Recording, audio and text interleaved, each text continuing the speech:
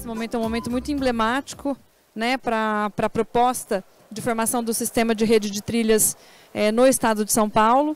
Então, a gente vai falar um pouquinho sobre isso aqui nessa nossa fala. E aí eu vou convidar algumas pessoas para estar aqui comigo nesse momento. Então, eu queria chamar o Júlio Meyer, que é nosso diretor de trilhas nacionais, o Marcelo Mendonça, da Trilha Interparks, o William, que é nosso coordenador da rede do estado de São Paulo, e o Lucas José Oliveira, da Fundação Florestal. Meu nome é Camila Bassi, eu sou gestora do Caminho da Fé e gestora executiva do Caminho da Fé e diretora de Rotas Peregrinas da rede. Eu vou fazer a moderação dessa mesa para contar um pouquinho para vocês quais são os planos e como é que nós estamos articulando, né, o início do processo de engajamento e constituição da rede de trilhas aqui no estado de São Paulo. Vocês querem falar alguma coisa antes de eu começar? Alguém quer? Não? Ó, vou deixar o microfone. Só para a gente ser bem objetivo, eu vou dar só uma introduzida, né, na fala. Para quem não conhece, a rede é uma proposta de organizar e conectar, né, as trilhas no Brasil e tem como um pilar e um propósito fazer a conectividade das unidades de conservação do nosso país. Essa estratégia está sendo usada já como linha de frente de todo o processo de formação da rede trilhas. E nós acreditamos que no estado de São Paulo era peça fundamental que essa relação acontecesse e se iniciasse, né, pela relação com a Fundação Florestal. Então, a visão geral da rede é das trilhas, de tudo aquilo que acontece nos territórios para a rede, ou seja, que todo o trabalho ele seja feito e pautado para que seja formada uma rede de trilhas, né, conectando aí todas as unidades federativas, né, de norte a sul, aí de leste a oeste. A gente tem como, que a gente fala que são os pilares principais da rede, a conectividade, né, o fomento da formação do sistema, conectando aí as unidades de conservação, como um dos eixos principais de promover a conservação, né, dos ambientes naturais. A própria conservação, ou seja, trabalhar ações de educação e todo o propósito, né, de como é que uma trilha ela pode ser sim uma ferramenta de conservar e promover a conservação daquela unidade. Ela é um aparelho de recreação e saúde, né, porque a gente entende, né, estivemos em outros painéis discutindo muito essa questão de que como é que uma trilha é usada pela perspectiva do usuário, ou seja, quais são as suas motivações, quais são os seus interesses. Então, esses dois últimos tópicos, né, falando de recreação e saúde, falando de geração de emprego e renda, elas são, não é a consequência, mas elas são as duas situações em que uma trilha de longo curso promove. Uma pela perspectiva do usuário e o outro pela perspectiva da comunidade, né? E aí eu queria passar a palavra para o Júlio, que vai falar um pouquinho sobre como é que a gente está desenvolvendo o trabalho dentro do conceito das trilhas nacionais, que é uma das ferramentas que nós estamos utilizando para fazer esse processo de conexão, fazer esse processo de articulação e engajamento, né, para constituir aí a rede trilhas. Obrigado Camila, obrigado a Beta, né, por estar proporcionando esse espaço tão rico, né, esse Beta Summit, assim como todos os outros, um ambiente incrível de cooperação, de integração. Então, agradecer muito a Beta por essa oportunidade da gente estar aqui. Inclusive, a rede nasceu vinculado aí, né, esse ambiente que a Beta cria de cooperação, né? Então, a gente pode dizer que a rede, de certa forma, veio sendo incubada aqui dentro, né? Então, para a gente é uma alegria imensa. As trilhas nacionais, nessa composição toda, ela tem uma importância para a gente para dois aspectos específicos, né? Assim, principais, vou botar. Primeiro, porque, assim, o que são as trilhas nacionais, né? Qual que é a diferença de uma trilha regional? Então, hoje, as trilhas nacionais, elas são... a ideia é construir grandes trilhas, né? Partindo que essas trilhas elas vão ser compostas por trilhas regionais, né? Então, a trilha Interparks, trilha Amazônia Atlântica, Transcarioca, né? são todas trilhas regionais. E essas trilhas regionais, elas vão compondo as trilhas nacionais. Essas trilhas regionais também elas podem ser feitas de trilhas locais, né? Então, toda essa estrutura de trilhas locais, compondo trilhas regionais, que compõem, por sua vez, as trilhas nacionais, essa é uma estratégia interessante que proporciona para a gente uma governança, uma capilaridade.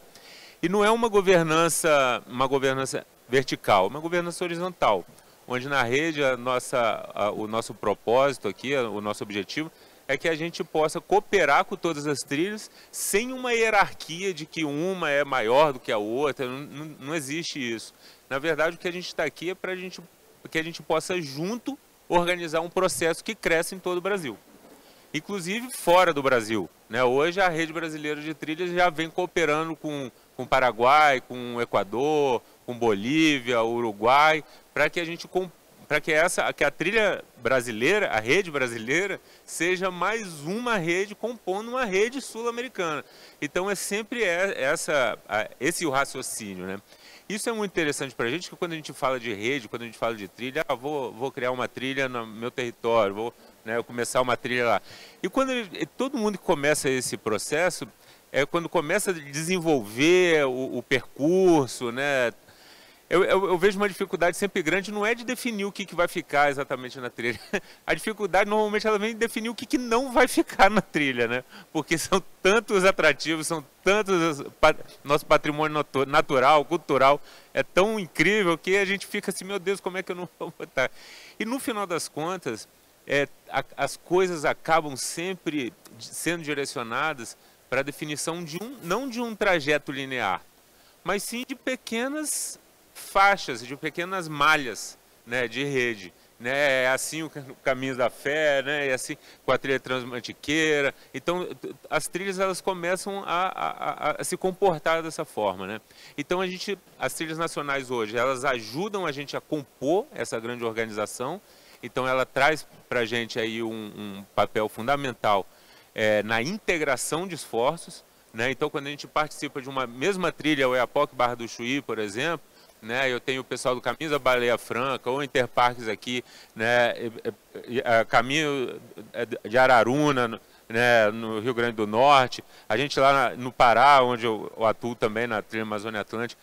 Então, quando a gente começa a conversar sobre trilha, a gente está falando da mesma trilha, né? Então, isso é muito importante. Então, quando a gente começa, isso é legal, isso...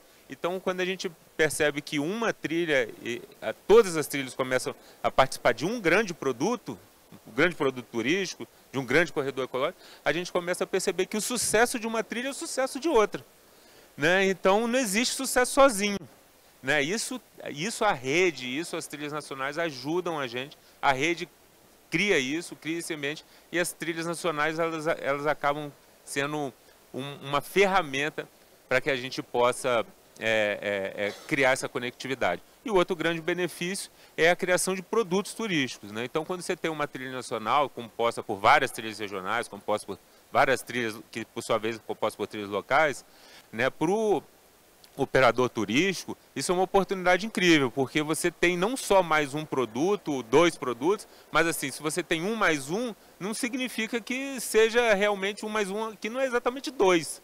Ele pode ser 2, pode ser 3, pode ser 4, dependendo do formato que você vê isso. Então, trilhas nacionais é interessante para um público externo, né? Mas o que ela cria em campo é interessante também para o público regional, local, né? Então, ela acaba contribuindo não só então com toda essa integração que eu falei, mas também com essa criação desse produto turístico. E tudo isso, em última análise, leva a gente para o caminho de criação de um grande corredor ecológico.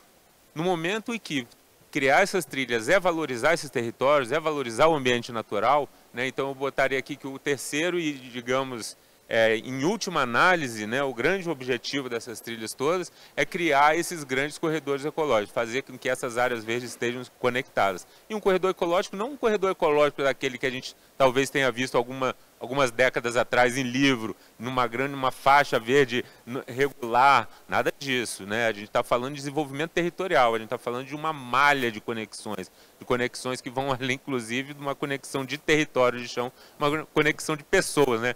Como a gente está vendo aqui. né? Então eu acho que, em linhas gerais, assim, eu acho que a importância das trilhas nacionais nesse cenário é criar esses ambientes, essa sinergia. Só para complementar o que o Júlio está falando, que é muito interessante, é que a gente, assim, muitas vezes a gente tem aquela percepção de que o ambiente protegido é só aquele que está dentro da unidade de conservação. E a gente tem muita coisa acontecendo fora das unidades de conservação. E um dos grandes motes da rede é fazer com que aquilo que esteja fora tenha o mesmo nível de conservação e de fomento à questão da composição vegetal para que essas conexões possam ser feitas. E aí você busca essa questão da malha. A gente assistiu, né, um pouco antes a fala do Guti, dando como exemplo a Eurovelô, da composição, que é exatamente esse conceito que que o Júlio está trabalhando muito na diretoria de trilhas nacionais, que é difundir esse conceito da proposta ampla e de como ela é composta por com todas essas representatividades. É isso, né, Júlio? Perfeito. Eu queria passar a palavra para o William, e aí o William já está na rede há bastante tempo também, e vem... a gente está amarrando, né, William, a construção da rede aqui no estado de São Paulo, entendendo que existe uma oferta muito grande, né, de ações e que a gente tem aí um desafio de fazer com que todos esses movimentos se conectem. Queria que você falasse um pouquinho sobre isso.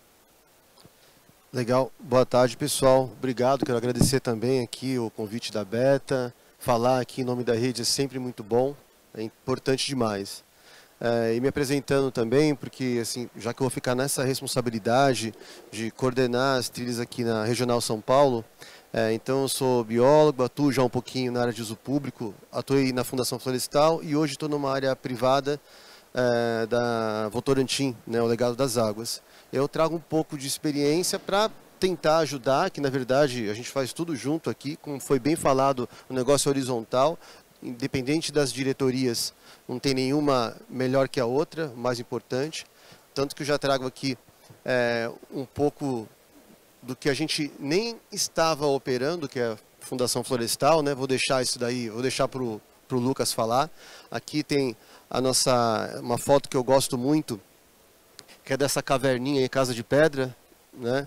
Que eu acho que você pode falar um pouquinho melhor depois. Vou passar, já vamos ao que interessa.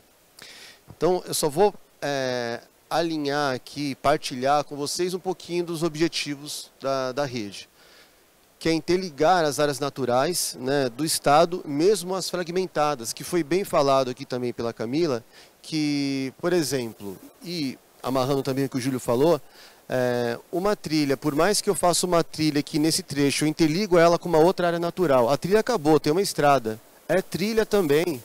E a área está fragmentada, mais importante ainda, porque a gente tem como, mais importante, né? É importante. Eu tenho que fomentar ainda mais produtos parceiros naquela região para que as pessoas nos ajudem a defender aquela área, né? Às vezes, um indivíduo que está ganhando um dinheirinho a mais, ele começa até a reflorestar a área dele, né? Essa é aquela área privada. Então, a nossa missão aqui é bem isso, é todas as áreas, independente se é uma área protegida natural, estadual, nacional ou privada. Articulação e planejamento, é o que a gente vai começar agora com o pé direito, pensar este ano, para no ano que vem, 2023, já começar as nossas reuniões, a gente vai definir este ano, né, as diretrizes do ano que vem, porque é muita coisa, né? São bastante trilhas, só de Fundação Florestal. Me corrija se eu estiver errado, Lucas, são 151 unidades, né? Então 151 UCs aí para a gente aproveitar, a sinalizar, a começar a fazer algum tipo de trabalho. A gente tem que começar direitinho, né? Porque tem muita coisa, não adianta querer abraçar o mundo, escolher bem estrategicamente para que as coisas andem. Organizar, constituir, implementar, ampliar as trilhas de longo curso para caminhantes, rotas e circuitos de cicloturismo, porque a rede brasileira de trilhas não é só trilha só para caminhante, né? Vamos colocar aí a sinalização e tudo quanto é produto. Fazendo um gancho lá com o Legado das Águas, lá eu abusei um pouco. Eu coloquei a sinalização, acho que você viu um pouco, né, Júlio? A gente colocou lá as pegadas pretas e amarelas, também no rafting, na canoagem, na bike. Eu queria até uma sinalização diferente, né? Vamos ver o que vai rolar disso daí. Depois, porque tudo é orgânico, também se não ficar legal a gente arruma, tá? É vivo. E para fechar, é óbvio que isso gera emprego e renda. E ela também conserva, né? E vou dar um último gancho aí, o Circuito Lagamar São Paulo de Cicloturismo. Quando eu montei isso lá em 2015, não foi só porque eu queria montar um circuito e interligar todos aqueles municípios do Lagamar, até peguei emprestado em Jacupiranga, não é do Lagamar. Eu subi para ficar mais bonitinho o rolê, para passar por Porto Cubatão, Cananéia, que não conhece aquela região. Não é só o litoral norte que é bonito, o litoral sul também tem as suas belezas únicas. Quando eu quis linkar aquilo, eu vi, quando eu fazia levantamento, em Ilha Comprida, lá eu fiz bastante trabalho de levantamento de mastofauna, de aves, e eu via muita gente roubando areia das dunas, né? Não vou citar nomes aqui, fui bem perseguido na época, e por isso que o Circuito Lagamar passa por um trecho que é a Estrada da Vizinhança, que é onde passa pelas dunas, que ainda roubam a areia lá. Então, eu estou dando este exemplo que foi pensado uma trilha para que cada vez mais passasse um ciclista ou um caminhante e ela ia, querendo ou não, anotar e denunciar essas irregularidades. E isso tem que estar no escopo de uma trilha. Olha a importância de uma trilha, olha o que dá para fazer, olha o que tem como benefício para a sociedade uma criação de uma trilha implementada e desde que, claro, tenha a ordenação do uso público, né? Acho que era isso que eu queria falar aqui, depois a gente pode bater um papo. Tem mais um? Tá, acho que eu já adiantei um pouco, mas eu vou ver se eu esqueci alguma coisa. Então, o breve levantamento aí para o início do GT, né, que esse levantamento que eu falei lá atrás, a gente vai traçar as diretrizes para depois chamar mais pessoas para esse grupo de trabalho, para a gente conseguir dividir essa missão, né? Então, parcerias com os atores locais, responsáveis por trilhas e outros movimentos de trilhas, caminhos, rotas, circuitos constituídos no território paulista. A gente vai começar por aquilo que está constituído e tem as possíveis falhas, né? O Saldanha fez um riquíssimo trabalho aí de levantar os principais circuitos, certo, do país e achar os gargalos. Então a gente tem que trabalhar nesse que já existe. Não adianta a gente querer agora criar uma rota, né? Não, o que tem? O que não está sinalizado? O que a gente tem que estruturar? O que nosso amigo Saldanha já fez lá, ó, na gestão, está falho aqui. Vamos trabalhar nessas falhas. E parcerias e instituições com órgãos estaduais, né, que para começar, estou dando um spoiler já, aproximadamente 20 trilhas aí de longo curso em 14 unidades de conservação distintas da Fundação Florestal, né? É isso. Legal. Pode passar para o Marcelo. Presta esse daqui para mim. Eu queria reforçar, né, fazendo sempre o gancho para depois a gente poder falar mais sobre isso. Quando a gente fala aqui dos objetivos, né, a gente estava conversando bastante com o William, não dá para considerar só aquilo que está dentro da unidade de conservação, porque tem muita coisa fora das unidades de conservação.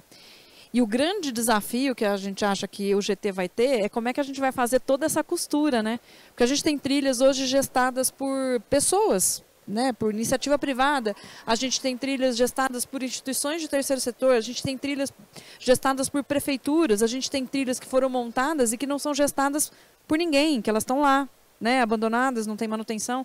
Então, o nosso grande desafio de montar esse grupo de trabalho vinculado à Rede Brasileira de Trilhas é que a gente consiga organizar o sistema de trilhas dentro do estado de São Paulo como uma rede, né? Então, não como movimentos isolados. E a gente acreditava que, e agora o Marcelo vai falar um pouquinho da realidade de São Paulo, da situação que para nós é um exemplo, né? Para dar isso como um incentivo mesmo, uma forma de falar assim, olha como é que funciona e como é que a gente pode dar continuidade a esse processo em larga escala. Aqui um pouquinho do que a gente já tem. Eu fiz um apanhado das pegadas que a gente tem no estado de São Paulo, de algumas trilhas que já constituídas, que estão dentro da nossa base. E a gente tem ali ó, a pegadinha do Interparks representada.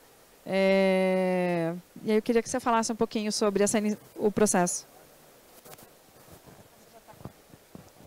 Oi, pessoal. Boa tarde a todos. Eu vou levantar porque fica mais fácil para poder apontar, tá? Então, vamos usar a trilha Interparks meio como um exemplo, estudo de caso, para a gente poder falar e poder também dar mais informações sobre tudo que a gente está falando aqui.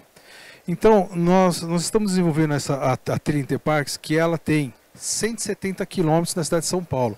E ela tem uma característica um pouco diferente. Nós somos uma trilha circular, porque ela começa num ponto, faz todo o circuito e volta para o mesmo ponto que se iniciou, que é um pouco diferente de algumas outras trilhas que começam numa unidade de conservação e terminam numa outra muito mais distante.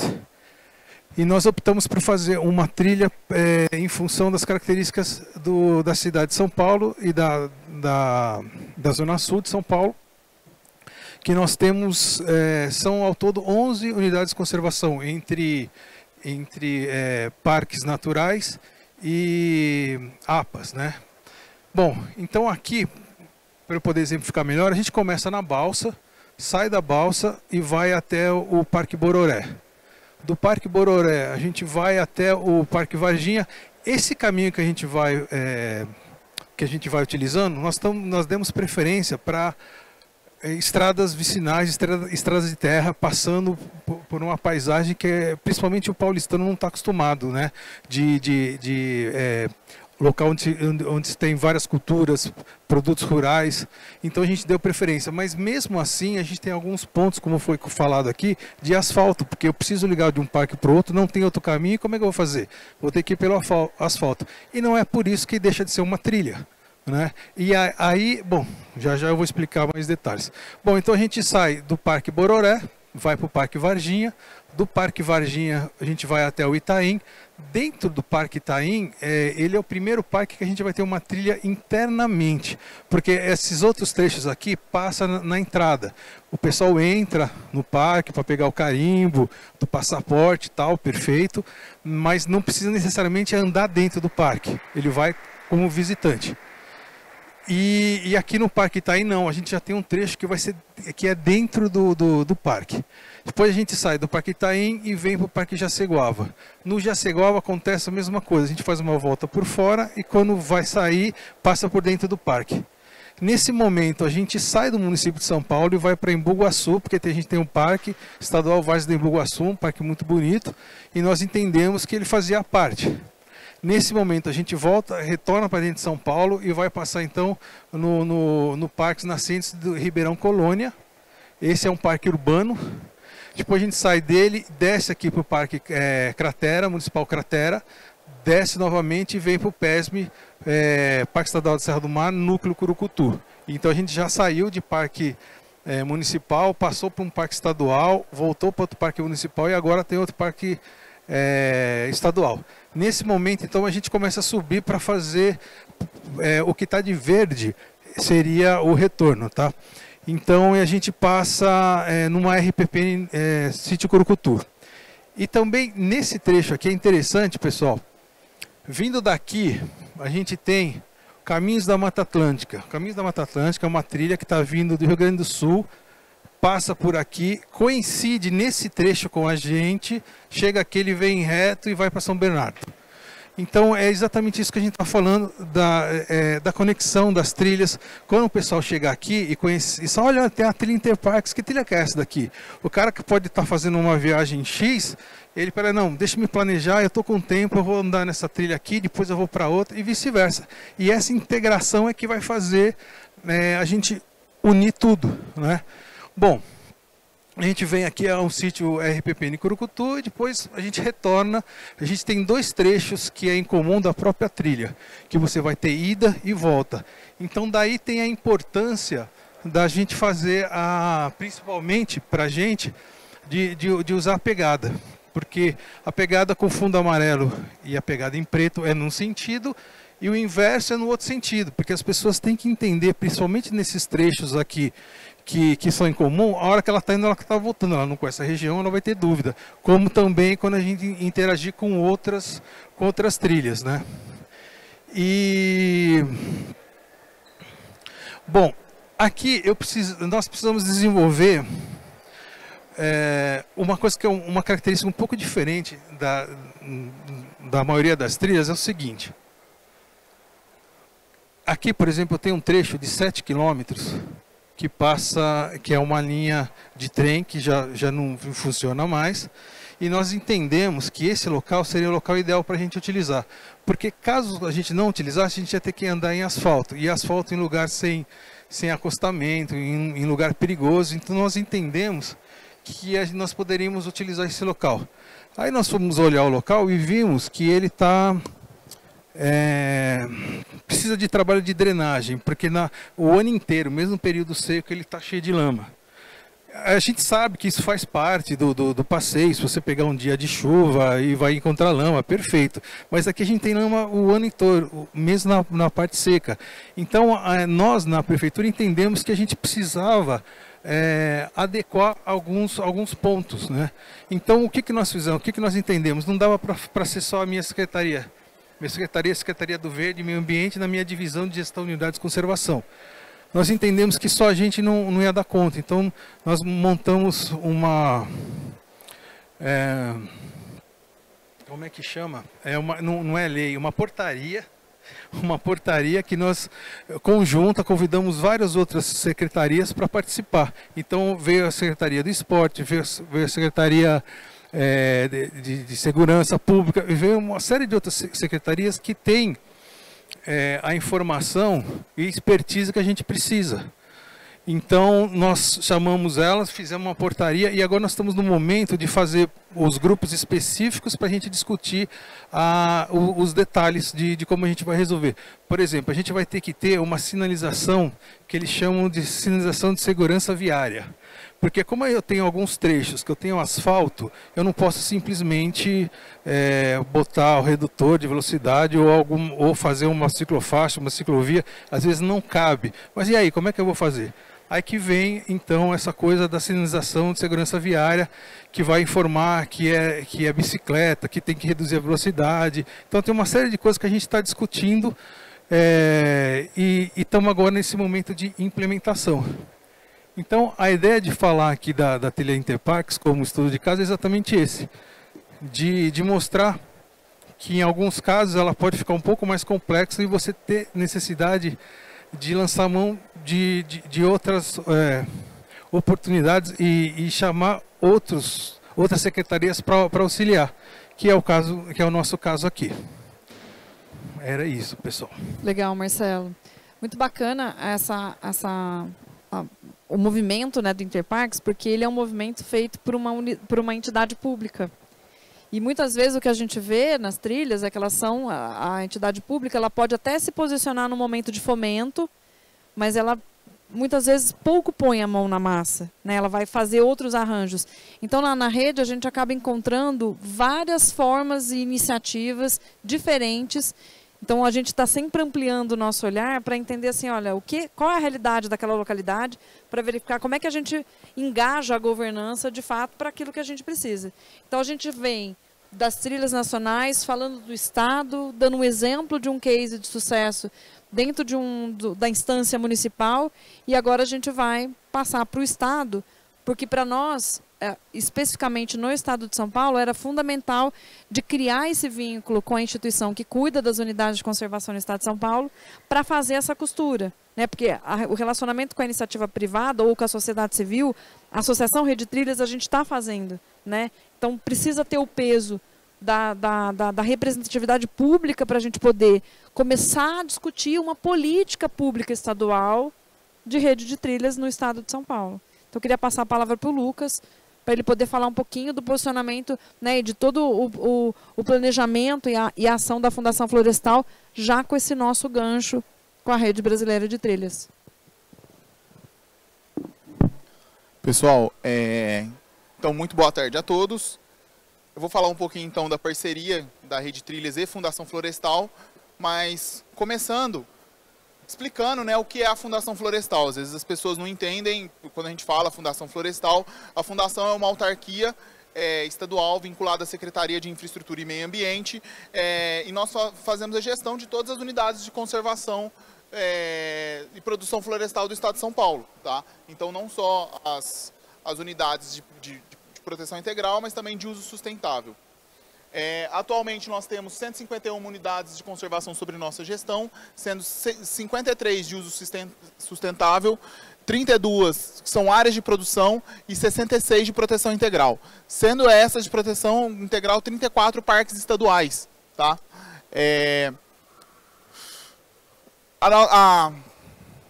A nossa área aqui são 813 mil quilômetros quadrados, são 734 atrativos e 348 trilhas. Tá? A nossa visitação anual está em 3.242.246 pessoas. Aqui nós temos um mapa, onde nas áreas em verde mais escuras nós temos as áreas de proteção integral, as áreas de uso sustentável. Esse mapa vocês conseguem encontrar em detalhes no site da Fundação Florestal, pela página de infraestrutura e meio ambiente. E aí tem todos os detalhes. Então aqui a gente tem a Serra do Mar e aqui todas as possibilidades que nós temos também das trilhas de longo curso, que vocês vão ver que grande parte das nossas trilhas estão relacionadas à Serra do Mar, né, e ao litoral sul, tá? Mas não descartando também possibilidades como o Caminho da Fé, que passa aqui em Águas da Prata. É 1,5 km dentro de uma unidade de conservação, mas também estamos contempladas em outras situações.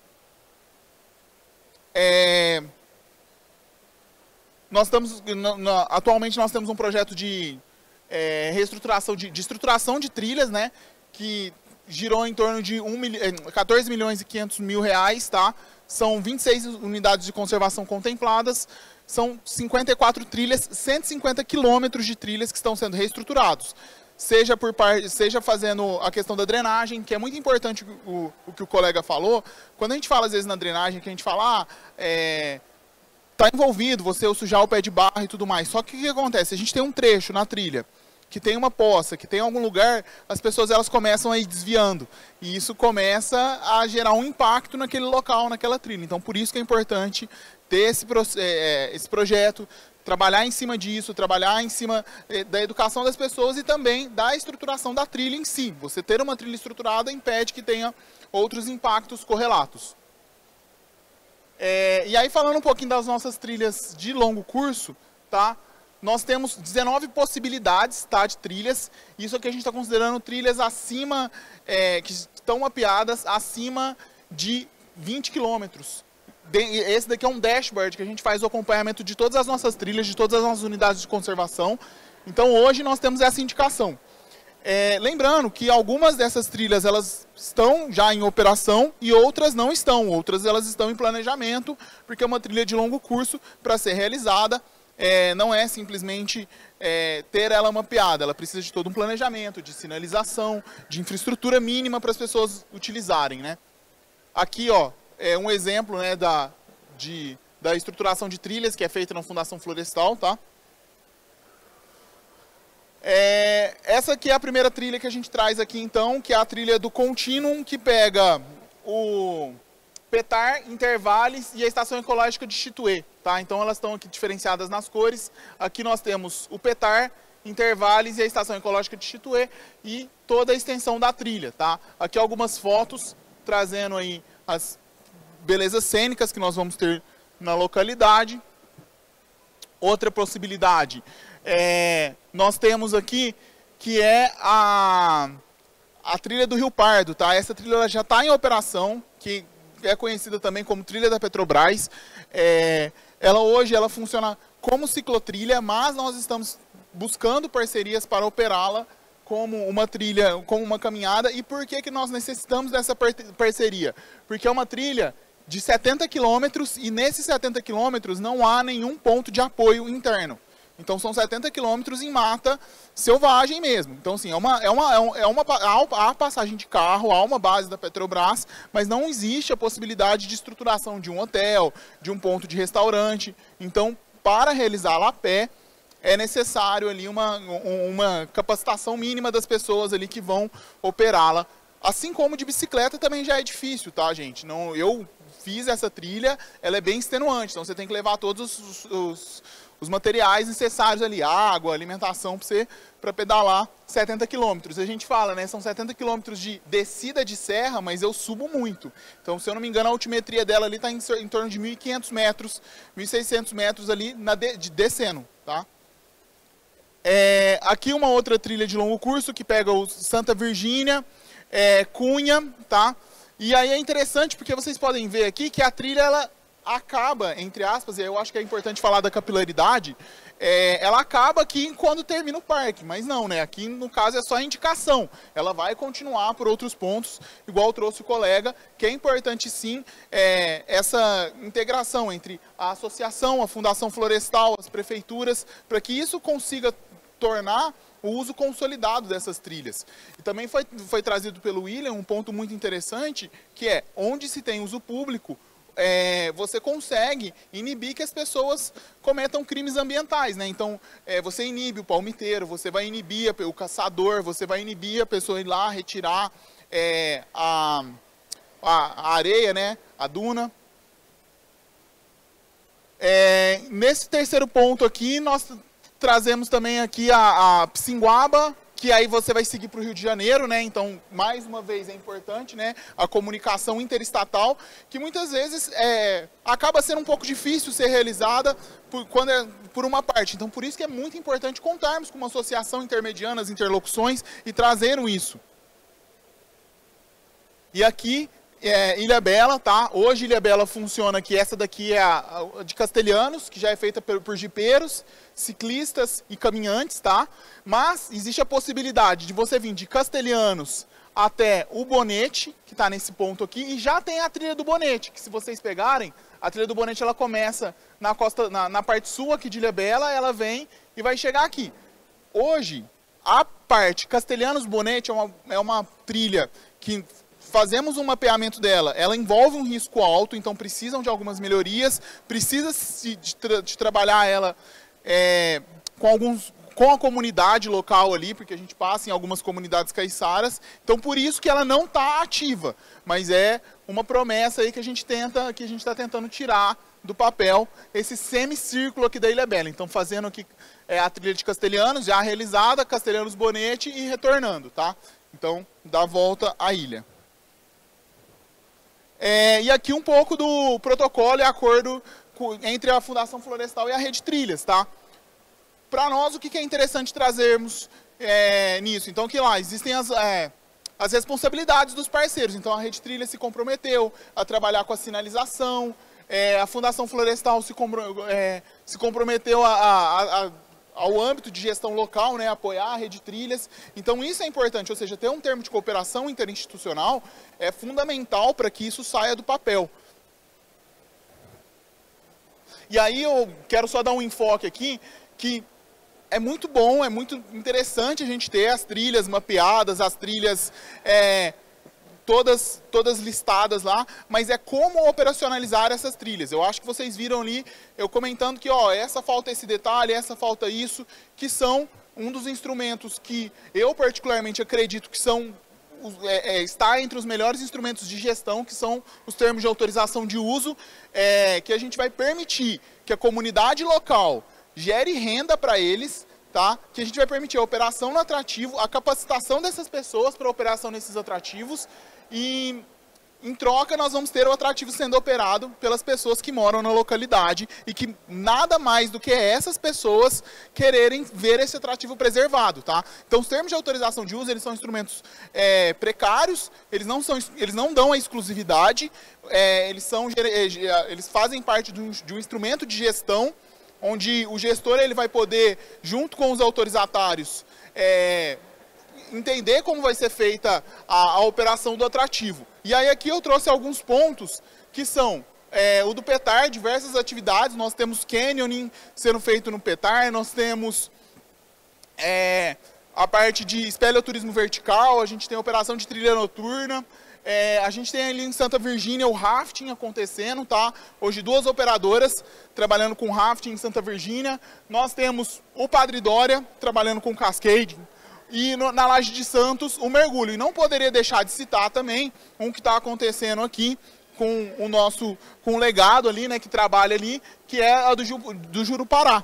Então, ou seja, o termo de autorização de uso, ele permite a gestão, ele dá um braço à gestão, vamos dizer assim, né? Um trabalho muito mais íntimo com o uso público, porque ele transforma aquela atividade em algo na realidade de gestão e permite que essa gestão consiga fazer manutenções com mais facilidade por meio das contrapartidas, permite que toda a... no âmbito assim, toda aquela trilha grande, gigante, consiga ser operacionalizada, tá bom? Eu encerro aqui a minha fala, devolvo a palavra para a Camila. Obrigada, querido. Aqui.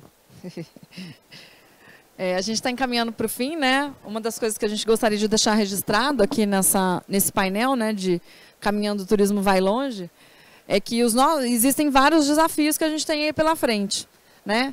Um dos mais estratégicos é consolidar, por meio desse termo de parceria, a relação da rede, da Associação Rede Trilhas, junto com a Fundação Florestal, para dizer, olha, a gente interessa que haja um trabalho conjunto, para que a Associação Rede Trilha, fora do âmbito da unidade de conservação, a gente consiga fazer as articulações e ter como representatividade a Fundação Florestal atuando dentro da unidade de conservação, dentro do tema da rede, né? Isso dentro do Estado de São Paulo. Então a gente tem como desafio aí a criação de novas parcerias, porque por conta do Caminho da Fé, a gente tem um levantamento muito grande de muitas iniciativas que a gente tem dentro do Estado de São Paulo, de outras trilhas de longo curso, e que não estão dentro desse movimento ainda, né? Que ainda estão um pouco fora da união, de fazer essa costura, e que a gente está ali tentando trabalhar. Então, a formação do GT, né, desse grupo de trabalho para a formação disso dentro do Estado de São Paulo, é de suma importância para que a gente consiga ter uma voz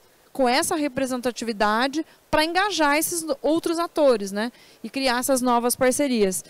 A consolidação da Secretaria Executiva da Rede é um grande desafio, porque até hoje todo o trabalho nosso é voluntário, né? Então, assim, a gente, por meio das nossas instituições e das nossas representatividades, a gente atua. Então, o grande desafio, né, que a gente tem aí iminente para 2023 é a consolidação da Secretaria Executiva, ou seja, tentar captar recurso para ter uma equipe dedicada para trabalhar, né, à frente aí do plano de trabalho e das propostas da rede. A estruturação de trilhas enquanto negócios turísticos, porque a gente acaba vendo muito que muitas vezes as trilhas elas são implementadas, mas elas não são negócios, elas não estão adaptadas para o mercado. E isso é um grande desafio também, dialogar no início a implementação, mas olhar para frente, como o Júlio falou, né, no desenvolvimento de produtos turísticos. Um outro desafio é a capacitação e preparo do mercado de trilha de longo curso, porque a gente está falando não só de operação, das pessoas que fazem suporte, assessoria, encaminhamento, condução, guia, como os prestadores de serviço dentro da trilha. Eu vivo muito isso dentro do Caminho da Fé, que um dos nossos grandes desafios nessa trilha de longo curso é falar da importância da qualificação profissional desses empresários, né, dos prestadores de serviço, nos meios de hospedagem, meios de alimentação, até os próprios guias e operadores, né? Então, assim, como é que qual é a conduta adequada, qual que são os critérios que se estabelece para prestar um serviço de qualidade para o consumidor, né, para o usuário final. Não, então, isso para a gente também é um desafio nessas capacitações, e aí é o quê? As parcerias com todo o Sistema S, com as universidades, para gerar trilhas de conhecimento e cursos de capacitação que vão atender exatamente a demanda que a gente tem dentro das trilhas de longo curso. E o engajamento e comprometimento do empresariado. Então, eu tenho a nossa vivência, a nossa experiência, que assim, eu faço parte desse negócio, mas meio que até a página 2, né? Eu não tenho envolvimento. E aí, ao longo do tempo, a gente vem percebendo a necessidade do engajamento das comunidades e dos empresários, principalmente, para olhar para a trilha de longo curso e ver que aquilo é uma grande oportunidade de negócio, não só para a sua empresa, mas para aquele destino. Então, a gente queria deixar aqui, vou deixar aberta a palavra, caso alguém tenha alguma pergunta para toda essa turma aqui, mas nós gostaríamos de deixar esse momento registrado, porque para nós é muito emblemático da rede começar esse diálogo num momento tão significativo, né, de poder formar e constituir a rede de trilhas no Estado de São Paulo. Obrigada.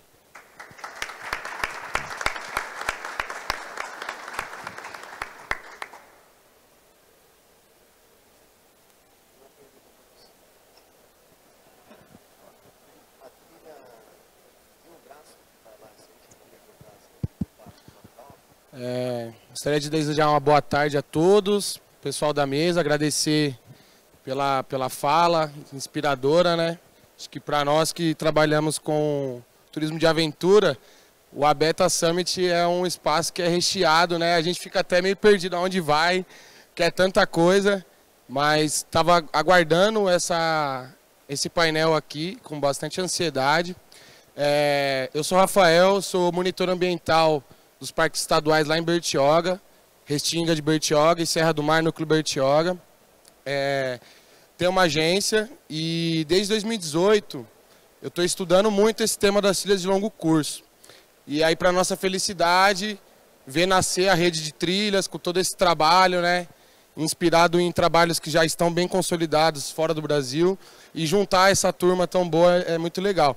Então eu queria fazer uma fala direcionada para você, William, que como você está como coordenador aqui em São Paulo, a gente já mapeou uma trilha ali nos parques de Bertioga, começando ali na Pedra do Sapo, ali no Padre Dória, pegando as matas, os campos nebulares ali, você desce, você pega toda a altitude da Serra do Mar, né, passando ali pela Cachoeira do Véu da Noiva, Cachoeira do Elefante, chegando até a Casa de Pedra ali do Rio Itapanhaú, lá na Restinga de Bertioga. Isso dá 40 quilômetros de extensão. Como muitas trilhas que já foram lançadas, a gente não está criando nada, a gente só está refazendo o caminho dos antigos. Ali é uma antiga rota do comércio que ligava o Planalto à Baixada Santista, tá? E que está dentro dos parques da Fundação Florestal. Então a gente fica muito feliz de saber que saiu o termo de cooperação técnica agora essa semana, né, recentemente. E eu gostaria de aproveitar esse momento aqui agora, acho que é um momento bom para isso, para fazer o convite para você, junto com o pessoal da Fundação Florestal, ir lá fazer essa visita. Os monitores, alguns monitores nossos lá de Bertioga, junto com o pessoal do Padre Dória, fizemos um grupo técnico para fazer o levantamento dessa trilha, onde a gente foi lá com a autorização da gestão das duas unidades, então a gente já tem isso bem mapeado e a gente estava nesse momento de fazer essa conversa com a Fundação, fazer essa conversa com a rede. Então aproveito esse momento aqui agora para já deixar o convite. Então vai aumentar um pouquinho essa lista aí de possíveis trilhas de longo curso aqui em São Paulo. E espero que seja a primeira trilha de longo curso da Serra do Mar legalizada, porque existem várias trilhas, várias travessias da Serra do Mar aqui em São Paulo que o pessoal faz de forma irregular. Uma vez instituída uma trilha, a gente acaba com esse turismo irregular, esse pessoal que vai, se machuca e acaba trazendo pontos negativos para quem quer trabalhar de forma regular, de forma certinha. Tá? Obrigado. Obrigada, Rafael. Muito obrigado pela pergunta, né, pela sua fala. É isso mesmo, é isso que a gente estava conversando, né?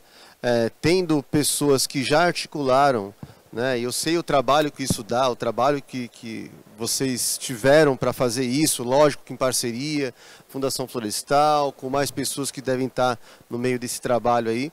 É interessante a gente já pegar o seu contato para entrar para o grupo, e aí assim, a questão da trilha, de implementar e de fato deixar ela como oficial dentro da rede e tudo mais, a gente precisa alinhar questões de sistema de gestão de segurança, os principais riscos. A gente tem que avaliar bem como é que vai ser o ordenamento do uso público dessa trilha para a gente caminhar, mas pelo que parece, muitas coisas vocês já fizeram, né? Acho que já fizeram a lição de casa. É isso que a gente comenta muito no grupo, né? Pô, quer fazer uma trilha? Ah, tem uma trilha. Não é só que nem bike, né? O cara vai lá, risca no Strava, montei um circuito de cicloturismo maravilhoso.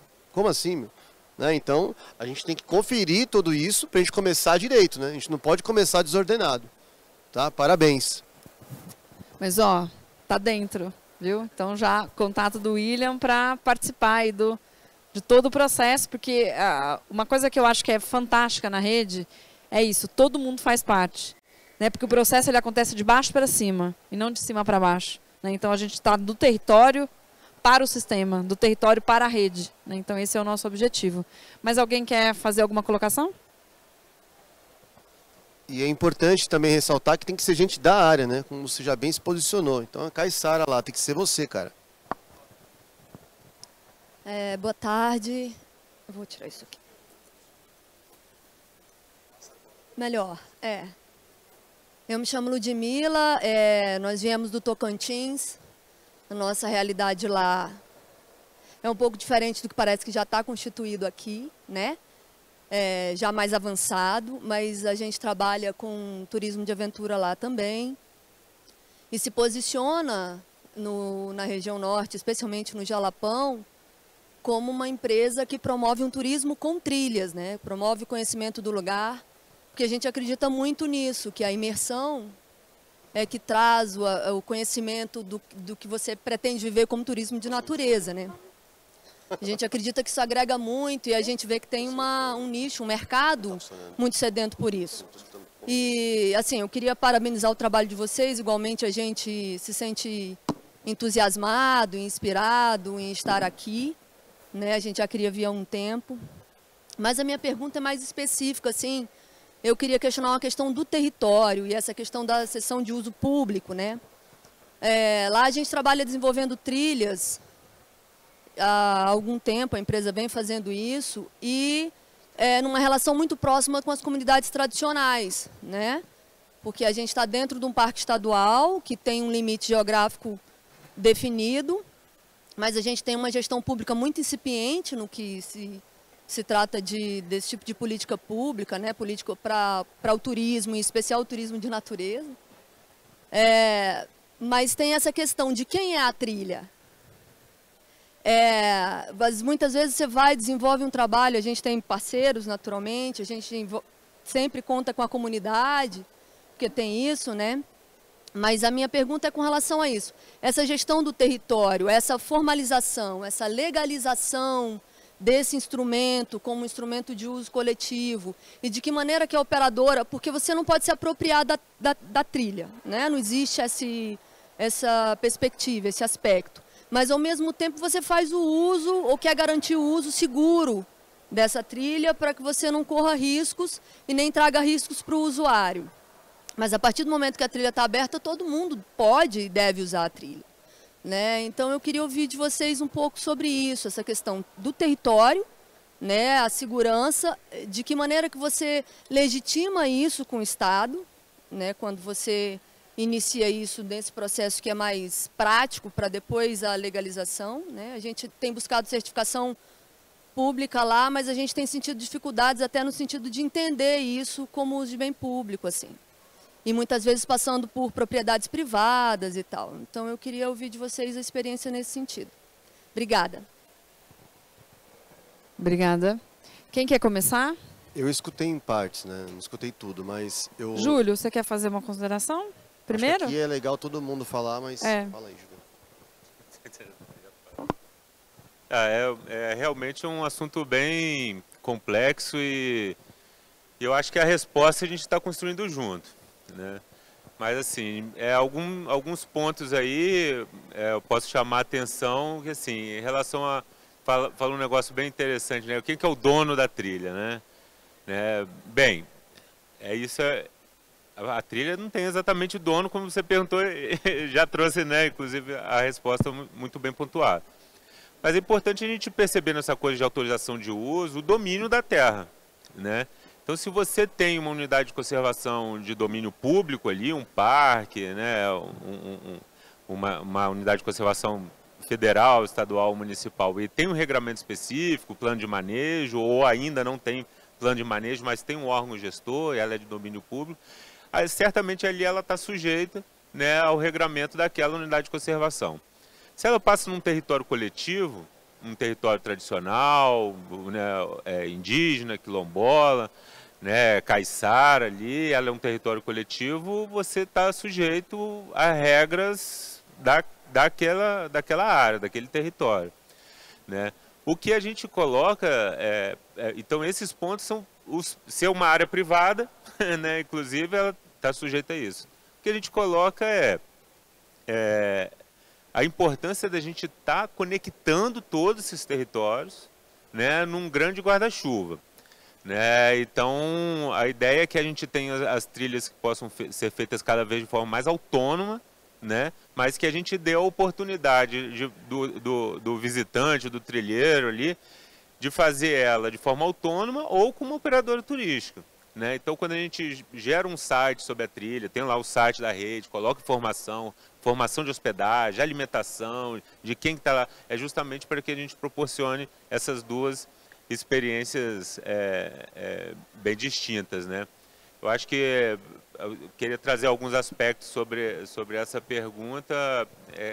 Realmente é uma pergunta bem complexa, mas vamos lá, vamos construindo a resposta. Eu queria fazer alguns insights também, porque eu acho que a nossa experiência pode talvez te servir de exemplo. Eu faço a gestão de uma trilha de peregrinação que envolve 2 estados, 72 municípios.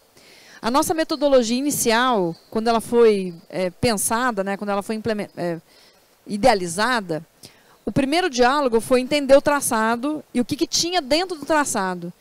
No site da rede, a gente tem um instrumento que é um passo a passo, e inclusive o manual brasileiro de trilhas de longo curso acabou de ser lançado pelo Ministério do Turismo com uma parceria com a Unesco. Já está disponível no site, né, do Ministério do Turismo, e ele fala sobre muita coisa. Ele é como se fosse esse nosso passo a passo que está dentro do site da rede ampliado, falando quais são todas as metodologias e a forma como é que tudo isso acontece. Mas te dando como exemplo de uma forma prática, a parte inicial do processo, né, é entender quais são os atores envolvidos. Porque se não é privada, não é unidade de conservação, eu tenho que falar com o município. Então não é muito do Estado para baixo, é de baixo para cima, porque o Estado, a figura dele nesse processo é política pública. E aí a gente está falando de política pública de ordenamento, fomento, desenvolvimento, normas, né, e orçamento, né, para manutenção, para desenvolvimento de todo aquele território no entorno e na trilha. Então, muitas vezes a gente faz o processo sempre de baixo para cima, e no nosso caso, o diálogo sempre foi com o município, para dizer, olha, desenvolvemos um traçado, desenvolvemos um produto de turismo religioso, você tem interesse? Porque assim, se o município não te valida a passagem numa via pública, você está fazendo algo irregular. Porque, teoricamente, você está fazendo algo privado numa via pública. E aí, no caso da operação, é mais grave ainda, né? No nosso caso, a gente tem poucas propriedades privadas que são utilizadas dentro da trilha. E aquelas que a gente tem autorização por escrito por meio de um acordo de cooperação técnica com o dono da propriedade rural, né? Porque ele tem que... A gente já teve vários casos que as propriedades foram vendidas e que o novo proprietário não quis. O que a gente teve que fazer? Muda a trilha. Você tem que mudar o caminho, porque ele não pode passar mais lá. Ou então o cara comprou, mas ele não falou nada, mas ele soltou o gado. Então tem gado, tem para o pasto todo. Então, eu acho que o grande desafio, né, e aí, na verdade, eu te lanço um outro desafio de um convite, porque a gente ainda não tem representatividade da rede no estado de Tocantins. E isso seria muito importante, porque a gente está querendo o quê? Pegar todo o movimento latente que está acontecendo do sul para o sudeste, na região centro-oeste, né, e começar a subir e encontrar essas representatividades, porque a gente sabe que esses movimentos existem. A gente só não tem contato, a gente só não tem acesso. Então, levar o conceito da Rede Trilhas para lá, né, já que você já tem esse produto formatado pronto, e tentar fazer o quê? Engajar e costurar a governança com todos esses atores envolvidos, para que a trilha ela tenha legitimidade, para que cada ator envolvido tenha a sua participação no processo de cuidado. E aí a gente está falando sobre segurança, né? E aí olhar a norma técnica, olhar como é que a gente protege todo mundo dentro desse processo para que ela seja legítima e perene, né? Então, existem cada caso, e é por isso que a gente fala, a gente não tem uma fórmula, não tem uma receita do bolo, né? A gente olha aquela situação e a gente vai, dentro de toda a experiência dentro da rede, encontrar a forma melhor para resolver ou para fazer com que a coisa se desenrole. Então, a gente fica à disposição, os nossos contatos estão nas redes sociais, @redetrilhas, no Instagram, né, no YouTube, no Twitter, no Facebook e no www.redetrilhas.org.br. Você encontra ali um pouco do que o Júlio falou. A gente tem toda uma base de cadastro de trilhas e, é claro, tem que seguir um rito, tem que seguir toda uma sequência de informações, até para que isso sirva de base, né, tanto para o usuário quanto para a gente poder fomentar e divulgar todo esse trabalho. Obrigada pela sua colocação. Oi, eu queria fazer um comentário, mas é bem isso aí, é de baixo para cima. Você é que você não é um ente público, como o nosso caso, mas eu já estive no Jalapão. E Eu morei em Palmas de 1996 a 2006, 12 anos, 1994 a 2006, 12 anos. Quando eu morei lá, eu trabalhei 2 anos no Jalapão. Eu fiz uma especialização na Universidade do Tocantins, cujo título é Análise e Avaliação de Impactos Ambientais ocorridos na região de Jalapão. Eu conheço bem lá, trabalhei, desenvolvi trilhas internas quando a gente estava na cachoeira na fazenda da Cachoeira da Velha, do estado, né? E teve uma época, não sei se vocês sabem, eu acredito que vocês sabem que teve uma pousada lá, né? Eu trabalhei nessa pousada e eu era o responsável por todo o desenvolvimento das trilhas internas da pousada. E eu fazia o estudo geral lá para implementar o turismo. Inclusive eu me coloco à disposição de vocês. E pela experiência que eu tive aqui na prefeitura, né, junto com o pessoal da rede, inclusive, a coisa tem que vir de baixo. Você vai ter que conversar com os proprietários, vai ter que conversar com os prefeitos, vai ter que levar a ideia, fazer apresentação, mostrar. Na época eu fiz tudo isso, inclusive. Hoje nós temos, inclusive, um estagiário nosso que está dando aula de biologia e uma terça, né? Então, esse mundo é muito pequeno. Enfim. E eu conheço bem lá, eu sinto bem o que você está falando e é de baixo para cima, vai funcionar muito melhor. Chama o pessoal, começa a apresentar a ideia, olha, quero passar na sua propriedade, mas vamos fazer assim, vamos fazer assado, traz eles para trabalhar junto, que é o que a gente está fazendo agora na trilha Interparques. Eu acabei, muita informação, mas nós estamos montando vários grupos menores. Tem um grupo específico para falar sobre o traçado, tem um grupo específico para falar sobre o comércio. Nós estamos fazendo uma parceria com o Sebrae, a gente quer capacitar pequenos empresários e quem tem no caminho da trilha uma propriedade e nunca pensou em fazer nada porque não tem movimento, e a gente imagina que agora vai começar a ter. Então o cara vai montar um camping, um restaurante, um apoio para bicicleta, seja o que for, e a gente está levantando toda essa informação e nós vamos a campo, vamos fazer, que é exatamente o que eu imagino que você tem que fazer nesse momento, começar a chamar os moradores para trazer a ideia, dizer o que é e o potencial que eles têm em função disso tudo, né? E aí amarrar, explicar como é que funciona uma trilha de longo curso, que vai unir o estado de Tocantins a outros locais. Ali tem Pedra da Baliza, tem Bahia, tem uma série de coisas que dá para trabalhar. Fico muito feliz de saber que vocês estão trabalhando naquela região e desde já me coloco à disposição, tá bom? Valeu. Mais alguém? Eu acho que o principal ponto no que você tocou também traz a capacitação, né? Capacitação e cadastro das pessoas que estão operando a trilha. Então, assim, nesse sentido, quando você falou lá de quem é a trilha é de todos, né? Vamos dizer assim, de todos aqueles que podem usufruir. Então, se você ordenar isso, eu acredito que você consiga ter uma operação segura, porque nem sempre a gente consegue colocar autoguiada, né? Muitas vezes você vai precisar de um guia orientando, por mais que esteja sinalizada, por mais que esteja tudo. Então, é importante só partir para esse caminho também do cadastro, dos apoiadores, enfim. Igual a Camila citou, eu acho que não tenho muito mais a contribuir além dos colegas. Legal. Mais alguém quer fazer alguma colocação? Então, a gente encerra esse painel, deixando um recado, né, que a gente já está se preparando para 2023. Em setembro de 2023, ali, meados de segunda quinzena de setembro, nós vamos ter o 2º Congresso Brasileiro de Trilhas, sediado em Niterói, no Rio de Janeiro. Então, fica o convite para vocês. É só acessar a nossa página www.redetrilhas.org.br, que a gente tem as informações lá, que a gente vai começar a divulgar os pré-lançamentos desse evento, que é maravilhoso. A gente teve esse ano em Goiânia, que foi incrível, foi nosso primeiro congresso. Nós tivemos mais de 2.000 participações no congresso, então foi muito significativo, um nível altíssimo de discussões e conversas e diálogos e troca de experiência com trilhas do Brasil inteiro, com todas as instituições envolvidas.